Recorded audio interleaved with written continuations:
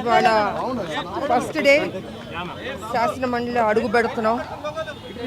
So మాకు అద్దంకి నాయకర్ గారికి, శంకర్ నాయక్ గారికి, అందరికీ ఎమ్మెల్సీ ఇచ్చిన సోనియా గాంధీ గారికి, రాహుల్ గాంధీ గారికి, మల్లికార్జున ఖార్గే గారికి వారికి ధన్యవాదాలు తెలియజేసుకుంటున్నాం.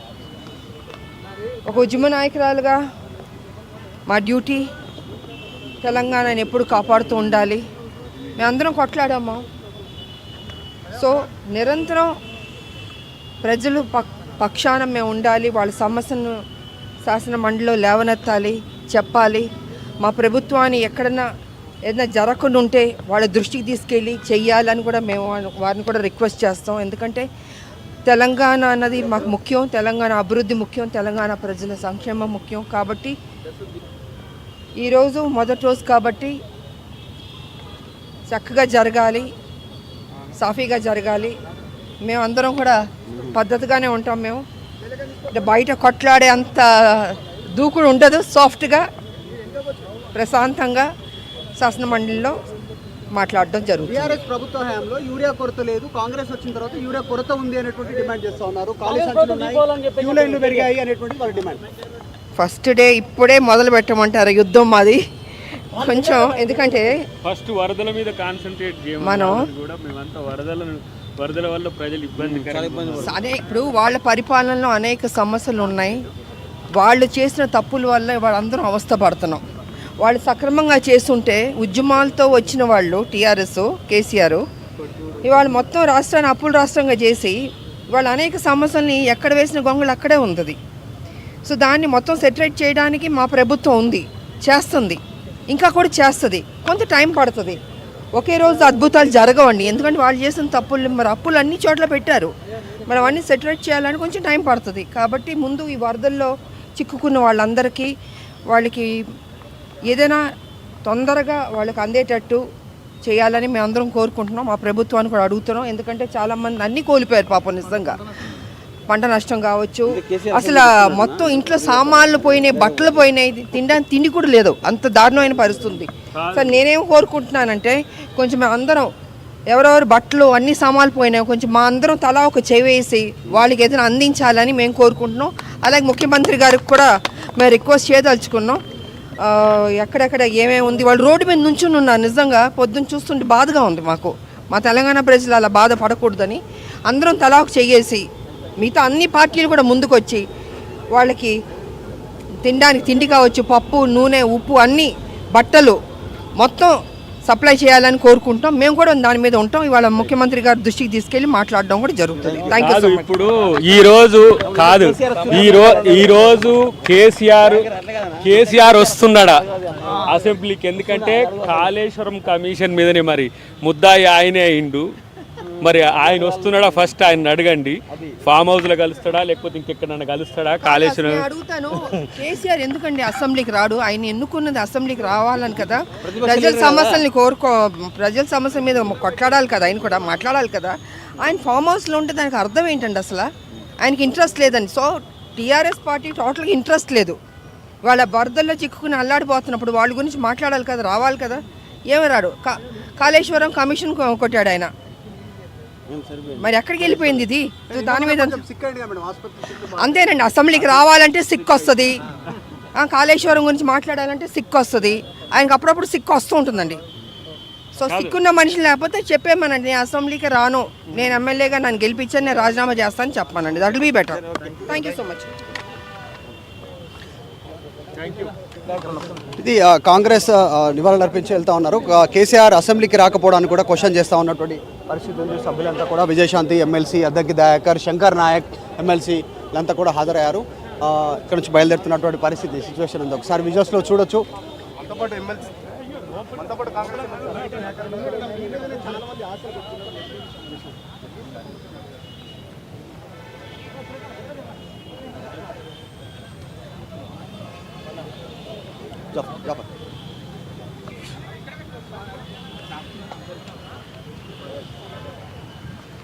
ఎమ్మెల్సీ విజయశాంతి ఉన్నారు, మాట్లాడించే ప్రయత్నం చేద్దాం. మొదటిసారి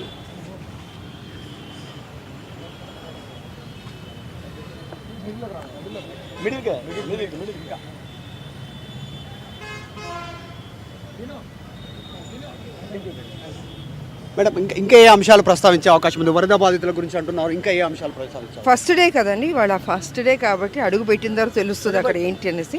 దాని తర్వాత మేము ఏం మాట్లాడాము, ఏం మాట్లాడబోతున్నాం చెప్తాం మేము. కేసీఆర్ ఒకటి నేను కోరుకునేది ఏంటంటే టోటల్గా చాలా ఎఫెక్టెడ్ ఏరియాస్లో మొత్తం కోల్పోయారండి. బాధగా కూడా ఉంది నిజంగా. నేనేమంటానంటే అందరినీ పార్టీలు ఈ రాజకీయం కాదండి, వరదలు వచ్చి నిజంగా చాలా డిజాస్టర్ అయిపోయింది.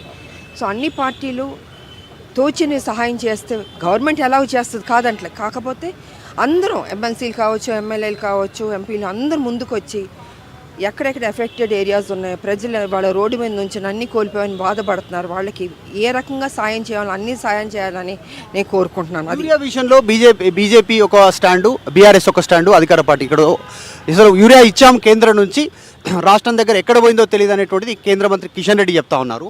ఇటేమో వీళ్ళు కొరత ఉందని వీళ్ళు. ఒక్క నిమిషం, యూరియా ఇస్తే ఎక్కడ పోతుందండి? కాకి వచ్చి ఎత్తికిపోతుందా యూరియాని? ఇవ్వలేదు కాబట్టి అంటున్నారు. ఇచ్చుంటే ఎక్కడ పోద్ది? బీజేపీ ఎప్పుడు మాయమాటలు చెప్పి తప్పించుకోవడానికి వస్తుందండి.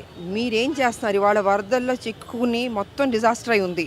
దీనికి మీరు ఎంత ఇస్తారు డబ్బు చెప్పండి. అసలు మొత్తం రైతులకు కావచ్చు, ప్రజలకు కావచ్చు, ఎక్కడెక్కడ ఎఫెక్టెడ్ ఏరియాస్ ఉన్నాయో మా ప్రభుత్వం కూడా డిమాండ్ చేస్తుంది ఇంత ఇవ్వాలని. మన నష్టపరిహారాలు అంతా ఇవ్వాలి కదండి. అది ఏమీ ఇవ్వకుండానో ఊరికి టైంపాస్ చేయడం కాదు బీజేపీ. చిత్తశుద్ధి ఉంటే ముందు వరదల్లో చిక్కుకున్నారో, వరదల్లో నష్టపోయిన రైతులకు కావచ్చు, ప్రజలకు కావచ్చు, వాళ్ళందరికీ ఎంత మీరు ఇస్తారు, మేము ఎంత ఇవ్వాలో మేము డిమాండ్ చేస్తాం. ఆ డబ్బని ఇస్తారా లేదా ముందు అది చెప్పమని. కేసీఆర్ గురించి చివరిగా ఏం చెప్తారు? కేసీఆర్ హాజరు అవ్వట్లేదు, ఇది మీకు పదే పిలుస్తున్నారు. ఇప్పటివరకు 2 సార్లు హాజరయ్యారు ఆయన. మళ్ళీ ప్రభుత్వం పోయినాక మీరు అధికారంలోకి వచ్చారు. కాదండి, ఆయన అసెంబ్లీలో కూర్చోలేదు, ఆయన దేని మీద చర్చించలేదు. సో ఆయన అసలు అసెంబ్లీకి వస్తారా రారా, మాట్లాడతారా మాట్లాడరా? మీరు ఎమ్మెల్యే కదా, అపోజిషన్లో కూర్చుని మాట్లాడచ్చు, తప్పేం లేదు కదా దాంట్లో. మిమ్మల్ని ప్రజలు గెలిపించినందుకు అసెంబ్లీకి వెళ్ళండి మాట్లాడండి అని. మీరు మాట్లాడుకుని ఫామ్ హౌస్ అంటుంటే అది మరి మీరు కూడా రిక్వెస్ట్ చేస్తారా కేసీఆర్ని అసెంబ్లీకి రమ్మని? గతంలో రేవంత్ రెడ్డి రిక్వెస్ట్ చేశారు అసెంబ్లీకి రావాలి. అవునండి, మేము చెప్తుంది మీరు రండి, అసెంబ్లీకి రండి, మాట్లాడండి. మీరు ఎంతసేపు తప్పించుకోవడం కాదు కదా, లేదా మీరు రాజీనామా చేసేయండి. యూ హ్యావ్ టు కమ్ కదండి. ప్రజలు మిమ్మల్ని ఎన్నుకుంది మీరు వచ్చి మాట్లాడతారని. ఏమేమి మాట్లాడుకుని తప్పించుకుని ఒంట్లో బాగాలే ఎన్ని రోజుల నుంచి ఒంట్లో బాగోదండి. అసెంబ్లీ అంటే ఒంట్లో బాగోదు, సమస్య అంటే ఒంట్లో బాగోదు, మాట్లాడమంటే ఒంట్లో బాగోదు. ఇది ఎస్కేప్ అవ్వడం కాదండి, అది కరెక్ట్ పద్ధతి. లేడీ సూపర్ స్టార్గా, రాములమ్మగా తెలంగాణ ప్రజలకు సుపరిచితులైనటువంటి విజయశాంతి పేరు కూడా మంత్రివర్గంలో చాలాసార్లు పేరు వినిపించింది. మహిళా మంత్రులు ఇద్దరే ఉన్నారు. సో మీ పేరు కూడా చాలా సందర్భాల్లో వినిపిస్తూ ఉంది. అట్లా మీరు కూడా ఆశిస్తూ ఉన్నారు, అధిష్టానం గుర్తిస్తుందని. ఎందుకంటే మీరు చివరిలో అన్నారు టికెట్ పోటీ చేయలేదు, వాస్తవానికి కాంగ్రెస్ పార్టీ కోసం నేను ప్రచారం చేశాను అన్ని ప్రాంతాల్లో, కాంగ్రెస్ గెలవడం ముఖ్యమైనటువంటి ప్రచారం చేస్తారు, స్టార్ క్యాంపెయినర్గా ఉన్నారు, ఏఐసీసీ నేతలు సన్నిహితంగా ఉన్నటువంటి సిచ్యువేషన్. సో ఆ అంశం పైన ఏం మాట్లాడతారు? ఇంకా 3 ఖాళీలు ఉన్నాయి. అదేనండి, ఒక బీసీ మహిళగా, ఒక ఉద్యమ నాయకురాలుగా నాకు ఇవ్వాలి అన్నది హైకమాండ్ నిర్ణయం తీసుకోవాలి. ఎందుకంటే డెఫినెట్గా ఒక ఉద్యమ నాయకురాలు తెలంగాణ ప్రజల తరఫున ఒక బీసీ మహిళగా పనిచేయగలుగుతాం. సో హైకమాండ్ కూడా అప్పటికి చెప్పి తీసుకున్నారు, ప్రామిస్ చేసే తీసుకున్నారు. సార్ మేమేంటండి హైకమాండ్ ఎప్పుడు నిర్ణయం తీసుకుంటో తీసుకోండి అని మేము ఊరుకున్నామండి. ఇప్పుడు మేము ఎందుకంటే పార్టీలో తీసుకునేటప్పటికి చాలామందిని ప్రామిసెస్ చేసి తీసుకున్నారు. సో మేము పని చేయాల్సిన పని చేసాం. ఇవాళ ఒక బీసీ మహిళగా, ఉద్యమ నాయకురాలుగా, ఇన్ని సంవత్సరాలు తెలంగాణ కోసం పనిచేసిన బిడ్డగా నాకు ఇవ్వాలా లేదా అని లెట్ హైకమాండ్ డిసైడ్ అండి. It is left to high. Rajagopal Reddy మంత్రి పదవి అడుగుతున్నారు, హామీ ఇచ్చిన ఆయనకు రాలేదు. మీరు బీజేపీ నుంచి వచ్చారు, చివరి క్షణంలో వీళ్ళందరూ వచ్చారు. కానీ స్టార్ వాల్ట్గా ఉన్నటువంటి వారిని, కానీ నిక్కచ్చిగా మొహం మీద మాట్లాడేటువంటి వారిని ఇక్కడ ముఖ్య నాయకులు అడ్డుకుంటున్నారంటే ఆయన స్టేట్మెంట్ చేశారు. మీరు కూడా స్టార్ వాల్ట్, తెలంగాణలో గుర్తుపట్టినటువంటి ప్లేస్ లేదు, ప్రజలు లేరు మిమ్మల్ని చిన్న నుంచి పెద్ద వరకు. సో అట్లేమన్నా ఇబ్బందికర పరిస్థితి అడ్డుకునే ప్రయత్నం ఏమైనా జరుగుతుందా విజయశాంతిని పెద్ద పొజిషన్లోకి వెళ్లకుండా?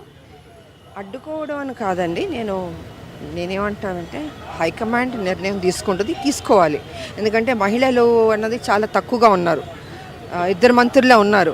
సో మిగతా మహిళలకు కూడా ప్రాధాన్యత ఇస్తే బాగుంటుంది. అండ్ ప్రజల కోసం మేము పనిచేసేవాళ్ళం,